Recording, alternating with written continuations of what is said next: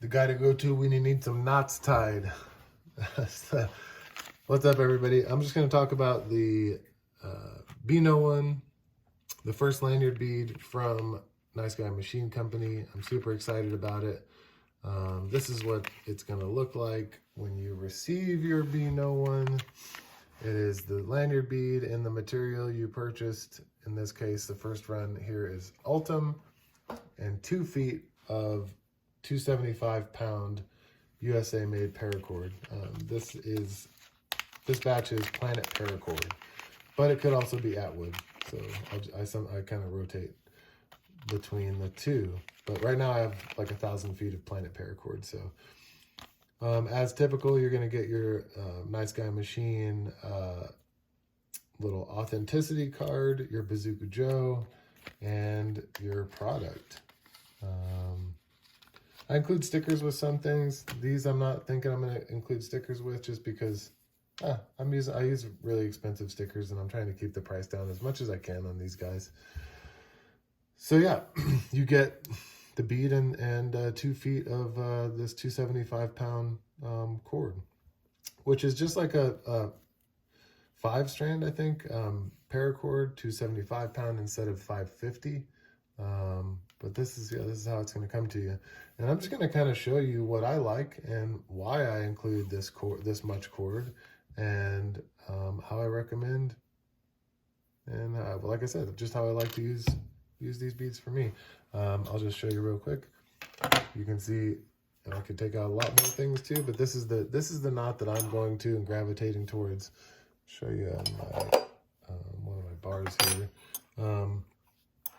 And it's really what I really have gravitated towards, and just nothing else will do. And I feel like a lot of us are really particular. So, and one thing I would recommend too is definitely just try this. You know, I know that a lot of people are gonna be like, oh, it's kind of a weird short lanyard, but I do it for a lot of reasons. And the number one is just the tactileness, how you can kind of grab what it is you're using and like literally already have it in your hand almost exactly how you're going to use it. And then like the knot on the end is to try to keep it out of the way. The shortness is to try to keep it out of the way as well. So yeah, I really recommend you guys give that a shot. Talk a little bit about knots. I'm just going to do 2 for this knot. It's really simple too, so that's another great part about it. As far as just the technicality of the knots, it gets a little complicated because you're dealing with 4 strands at some point. But I'm gonna take a sip of my ice cold beverage. But yeah, I'll just talk a little bit about knots real quick. Essentially, guys, what we're gonna be doing is just 2 regular overhands, and so essentially it's just gonna be 2 knots just like this.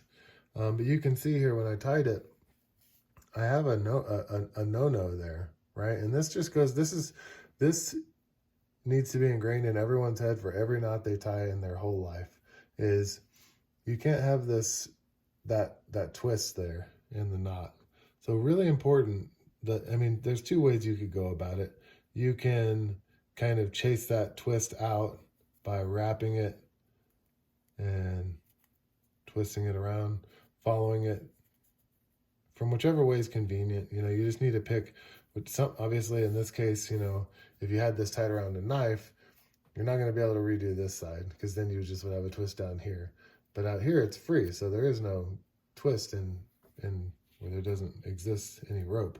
Anyway, we're just going to tie 2 overhands just like this. So that's basically what it is. And again, anytime, it doesn't matter what type of knot you're tying, it needs to be really pretty every time, just like that. For 2 reasons. 1, it's a better knot, and 2, it's going to be easier to untie. Better knot meaning it holds more load and it's stronger. All right, so your cord that comes with your bead is going to be just like the cord that comes with my bars. And it probably will come with just about everything that I make because I really like this cord. Except for the safety whistle, obviously. First thing we're going to do is we're just going to snip off the melted ends and we're going to gut it. And again, I don't know, it's kind of funny. I don't know, I'm a resourceful person myself, so I don't like wasting shit. And I know that if this was new to me, I might be like, well, I'm just going to use this nice cord for something I like. But I don't know. I would just urge you guys to try to go with the flow here, and you know, this method that I'm using, and just its function, form, everything about it, I think is just great. Very sorry about that, guys, but we're just gonna roll with it.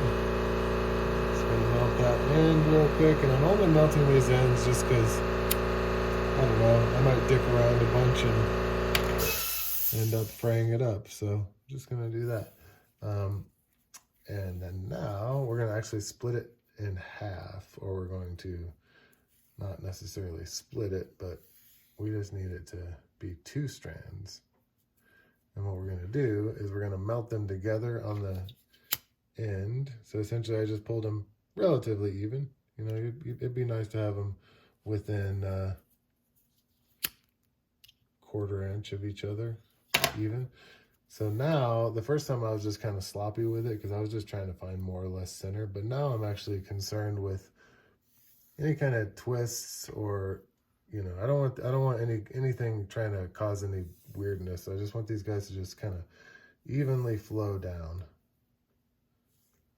And oftentimes that's actually pretty even here. Oops.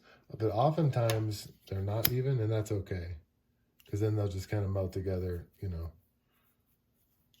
like this, and it's fine. It just kind of ends up being a little pointier. Since I moved around a bunch, I'm actually gonna just kind of equalize these a little bit more. And I'm not pulling on it. I'm just kind of almost combing it, if you will. And all I'm looking for is for these to stick together to make it easier to deal with 2 sets of 2 strands, to deal with 4 strands. All right, so that's relatively what we want. This knife is super thick, so even 2 feet of cord is going to be a little difficult. And I've tied this thing on many of my things. You can see here, just for size comparison, look at that. Compared to this small Sabenza, just a beast in width. So that's going to eat up some of our real estate here with our cord. But we're just going to press through. I think it's going to be fine. So the first thing I'm going to do again is just that overhand, or, you know, like a half knot. And essentially what you want to do is try not to twist too much. It's really easy to, when you're tying a knot like this, twist it. So I'm really going just out of my way to make sure that I don't do that. It's okay to do it a little bit, but I want to, for the purposes of what we're doing here, aesthetics is by far the most important thing.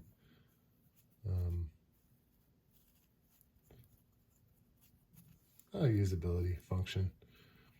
To be quite honest, my whole short knot thing is 100% just usability. And in the case, like in the case of tying this, sorry, this kind of, we'll call it a top knot.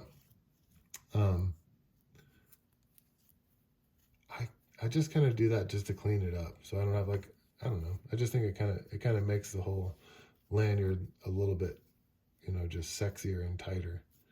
So I'm just not super duper concerned, but I would love to not have a lot of, you know, this kind of shit going on in this thing. Again, if I like the way it looks, that's basically all there is to it.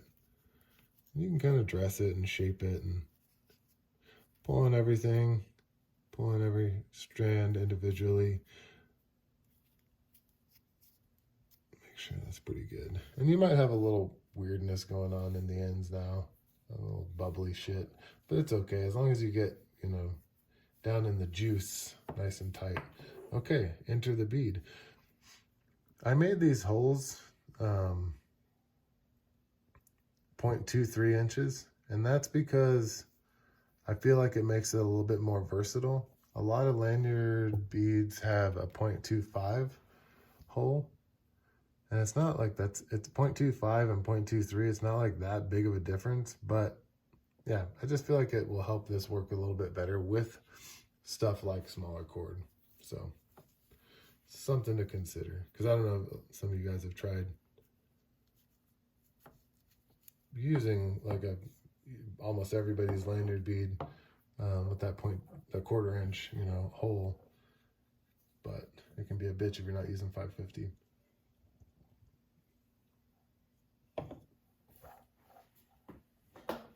And I don't see any great reason to stick with 550 just because it's the current standard. All right, so plus that's a lot of fucking weight. It's just unneeded. All right, so I was about to try to do a walker because I'm so used to walkers on my lanyards. But in this case, it doesn't matter really what you do. If you want this not to be captive in there, you gotta do an overhand. Doesn't matter what you're using. I've used it with 550. I actually wanted this because I do like the smaller cord. I wanted the hole in this to be 0.20, which I experimented with the first couple of beads that I made. And because it's just a 2-operation machining program, that's something I can alter in operation 2. But yeah, it was way too tight. It worked okay with what I'm doing here, but like for any kind of 550 or whatever, it was just like, nah, it's not gonna work. And because the 550 paracord is the standard, I went ahead and made the hole a little bit bigger. So you can go about this 2 ways. You can actually just kind of take, you know, a pencil. Actually, it doesn't really matter because this knot is going to be hidden. So you could, as long as you don't write on your bead, I guess, you can be pretty rough with it. A chopstick, something like that. But essentially, yeah, you can just kind of pull on the load side that's, you know, attached to your knife or whatever it is that you're attaching this to. Actually, I'm just gonna, this is how I do it. I use a pair of needle nose pliers, so I can kind of just get myself situated here. Try to grip all 4 strands and just really just shove this thing in there. Oops, I kind of snagged it and pulled it out. Okay, and then it'll loosen up, and then you can push it down in there. Right, and then we'll go one more time just for grins. Grab the load side here, and I like it, you know, as will be as snug as possible for me, because it'll break in. You know, it takes a week or so, but this whole thing will break in. At first, it might kind of stick off your knife a little weird, but it will 100% break in and dangle just like your old peeperoonie or your, you know, somebody's peeperoonie. The kick. The old winger dinger. Boy, that's how you keep it professional, you know. You use a nice microphone and you say, wangle dangle cack. Boy. All right, so I'm pulling on these individually because it will kind of just like, it's just better because of the way that it is. That's why I'm doing it. And whoops, geez, boy, holy cow. So that's a big no-no, obviously. Other than, you know, the camera jolt, you don't want to slip off of cordage. I'm just gonna go off camera real quick and give this a good old Colorado tug. The old Colorado tug job. You can go about it any way you want, but I advise you to have at least a little bit of wiggle room here so that when you go to cut this shit off, you don't want to cut it all the way close. You want to leave yourself a little bit hanging there so that you can have something to melt and really seal that knot off. So kind of, see if I can show you guys this. Just a little fluff there and push the knot down. I'm actually going to grab it and pull it out as far as it'll go. that's pretty good. A little tight, but like I said, tighter the better in my opinion. So now I'm just going to kind of melt that fluff and have your handy dandy Mr. Nice Bar or PJB standing by instead of using your favorite fingers like I always do. You can push this guy. Plus, if you use your handy dandy Nice Bar, you make it look a lot sexier too. So there it is, guys. I mean, this is the dream for me at least. Let's see how it makes this little guy feel, because I haven't actually not put a bead on this yet. Oh yeah. So man, that's good. I mean, that's like, dude, that's incomparable to how it was before. Okay, so anyway, yeah, this is my intention, honestly. Obviously, guys, you know, do what you like, do what you love, but I really do recommend going ahead and giving this a shot and eat or carry it for a week and see what you think. And I'm super excited to see what you guys do differently with it, and I hope it's a hit. I think it will be. I know that I love it. You guys have a great well, weekend for me, but adios.